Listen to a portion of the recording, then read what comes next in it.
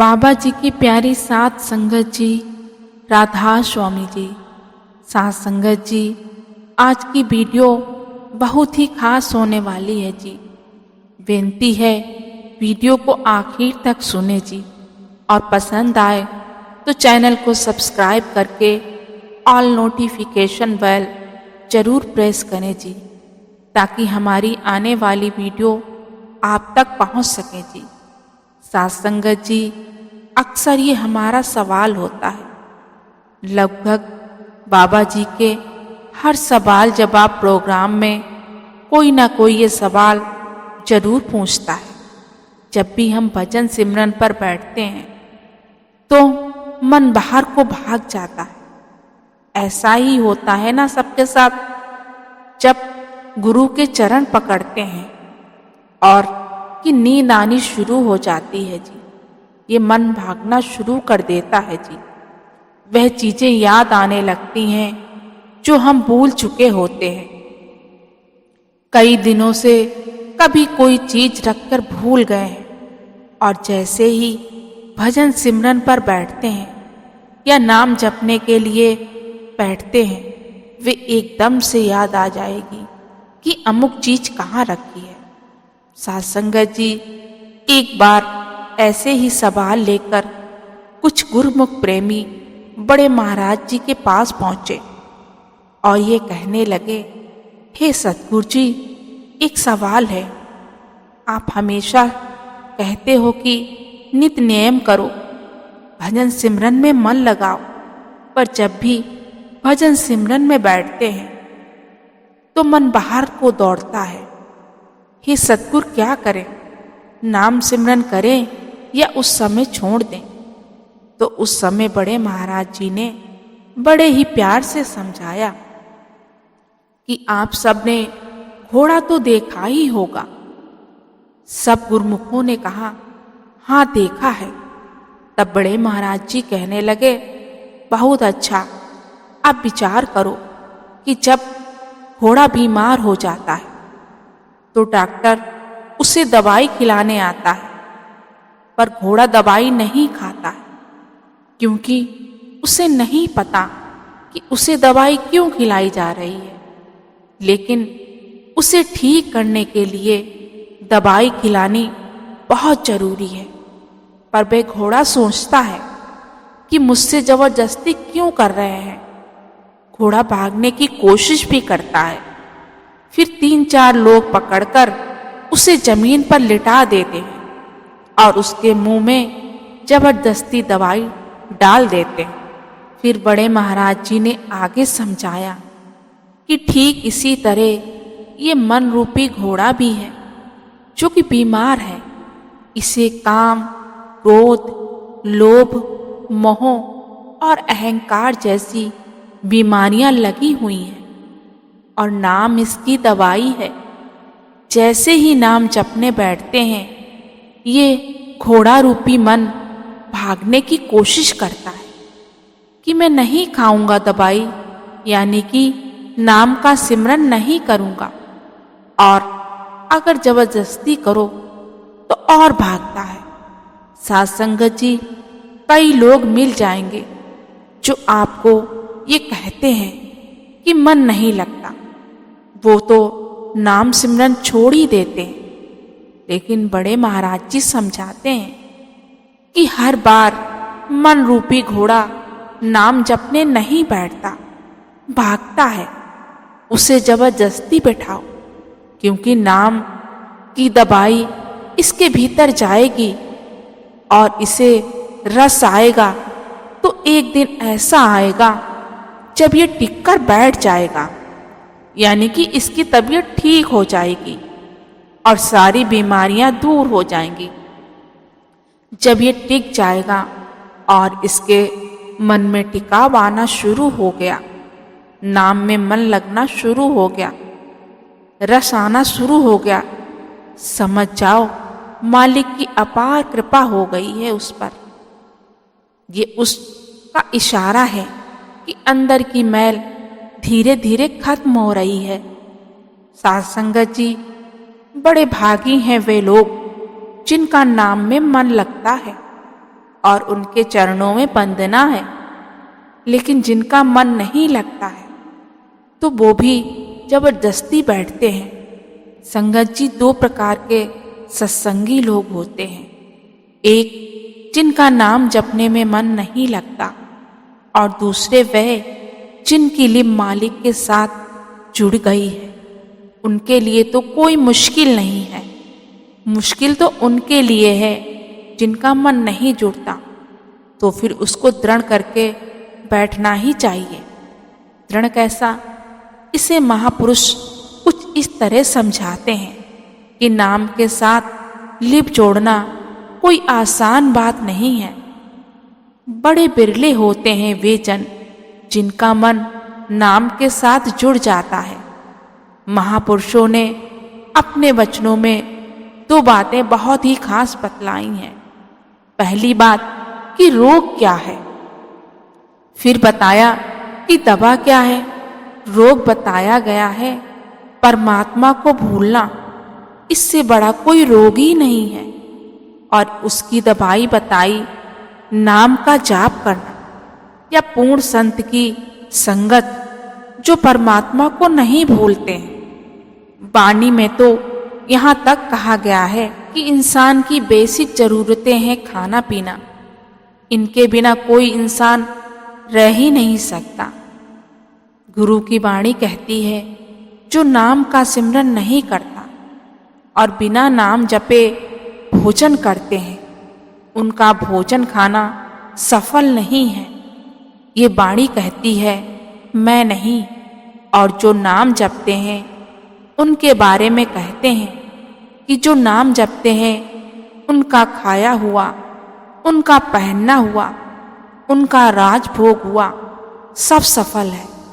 फिर चाहे घोड़े पर चढ़ें या कार पर या मोटरसाइकिल पर। महापुरुष कहते हैं उनका सब कुछ सफल हुआ। संतों ने यहाँ तक फरमाया है कि ये सृष्टि सिर्फ नाम जपने वालों के लिए बनाई है, दूसरों तो केवल इसका लाभ उठा रहे हैं। साध संगत जी, आइए एक साखी के माध्यम से समझते हैं जी। एक बार ऐसे ही गुरु नानक देव जी एक गांव में पहुंचे। जब वहां पर पहुंचे तो उन्हें रात हो गई। गुरु नानक देव जी से आज्ञा लेकर भाई मर्दाना जी देखने गए कि धर्मशाला है, पर धर्मशाला नहीं मिली। तब गुरु नानक देव जी ने कहा कि गांव में जाकर पूछ लो रात गुजारने के लिए। जब भाई मर्दाना जी गए, लेकिन सबने मना कर दिया घर में ठहराने से, और सब मजाक में कहा कि बाहर ना एक पापी साहूकार है, उसने धर्मशाला बनवा रखी है, वहां पर जाकर रात बिता लो।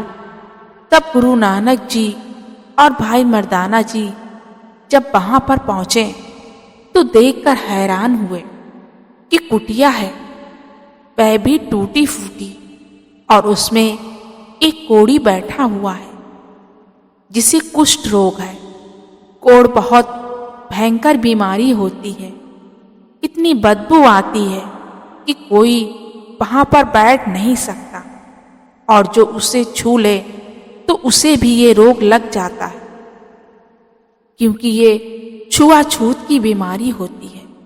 इसलिए लोग उन्हें घरों से बाहर निकाल देते हैं, गांव से शहर से बाहर निकाल देते हैं। तो ये देख बाबा नानक देव जी भाई मर्दाना जी से कहने लगे, इसने धर्मशाला डाली है, ये साहूकार है। गुरु नानक पातशाह ने जब उससे सवाल किए कि तुझे पापों का साहूकार क्यों कहते हैं, तो इस पर वे कोढ़ी रोकर कहने लगा, हे सच्चे पातशाह, मैं साहूकार ही हूं, पर मैं इतना पापी हूं, मैंने इतने पाप किए हैं अपने जीवन में, जिस वजह से मेरा शरीर ही गल गया है।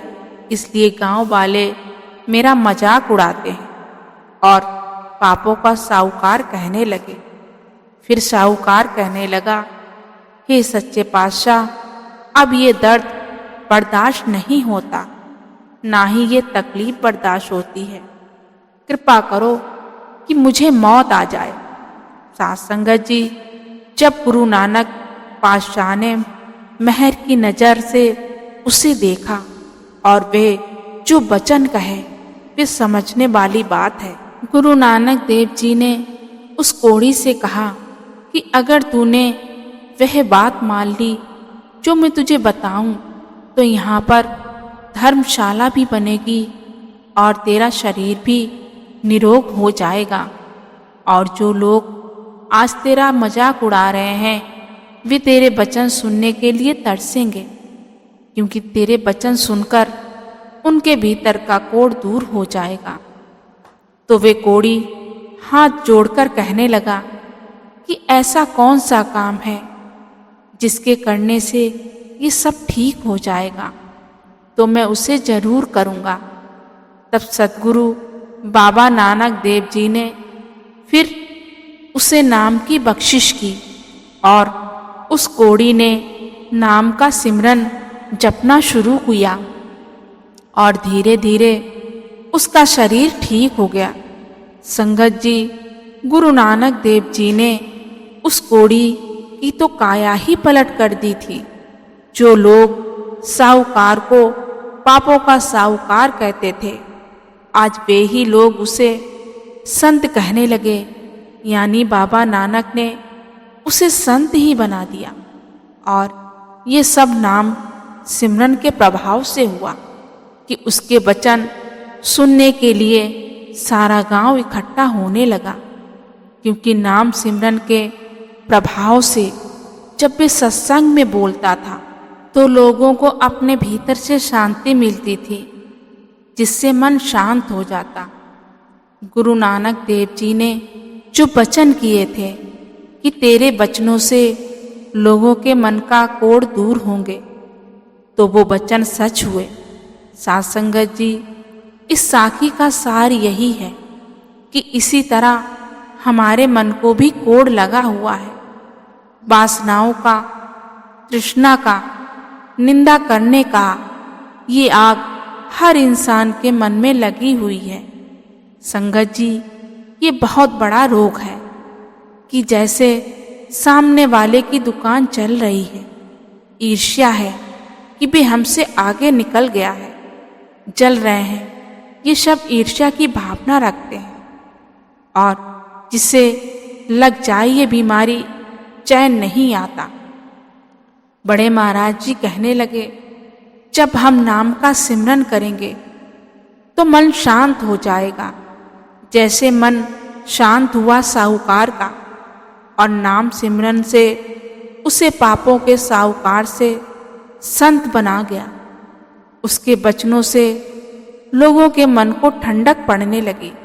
संगत जी, एक बार अर्जुन ने कृष्ण भगवान से कहा, हे केशव, जब मृत्यु सभी की एक जैसी होनी है तो सत्संग और भजन सिमरन क्यों करें? जो इंसान मौज मस्ती करता है, मृत्यु तो उसकी भी होनी है।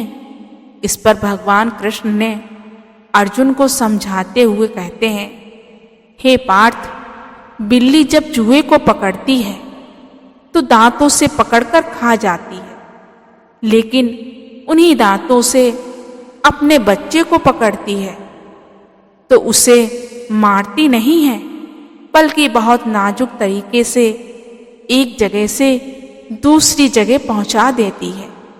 अब विचार करके देखो कि दांत भी वही हैं, मुंह भी वही है, पर परिणाम अलग अलग है। हे पार्थ, ठीक उसी प्रकार मृत्यु भी सभी की एक जैसी ही होती है, पर ईश्वर के धाम में और 84 के चक्कर में जो सत्संग और भजन सिमरन करते हैं उनका आसानी से पार उतारा हो जाता है, लेकिन जो सत्संग और भजन सिमरन नहीं करते उनका ठीक उलट परिणाम होता है। साथ संगत जी, इस वीडियो का सार यही है कि हमें बिना समय बर्बाद किए मोह माया को त्याग कर उस कुल मालिक के भजन सिमरन में फिर से लीन हो जाए जी। इसी के साथ मैं आपसे विदा लेती हूँ। मिलते हैं अगली वीडियो में। अगर आपको भी बाबा जी की प्रेरणा भरी साखी सुनना पसंद है तो आप जी हमारे चैनल को सब्सक्राइब जरूर करें जी। गुरु प्यारी सात संगत जी, राधा स्वामी जी।